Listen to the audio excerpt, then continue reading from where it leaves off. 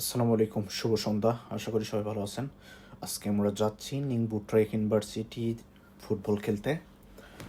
এটা হচ্ছে বাহিরের গেট। এই গেট দিয়ে আমি নর্মালি কখনো ঢুকিনি, আজকে যেতে হচ্ছে কারণ এদিকে বাইক নিয়ে যাওয়া যায় না, হেঁটে হেঁটে যেতে হবে। এই পার্টটা দিয়ে নর্মালি বাইরের লোক নিষেধ, ঢুকতে দেয় না। আমি নর্মালি বাইরের লোকই, কারণ আমি তো আর স্টুডেন্ট না, আমার স্টুডেন্টশিপ শেষ হয়ে গেছে। এই পাশটা দিয়ে যাওয়া যায় আমার বাসায়।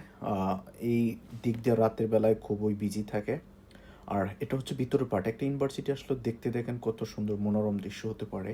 চায়না ইউনিভার্সিটিগুলো সত্যি একটা মানে আদর্শিক ইউনিভার্সিটি।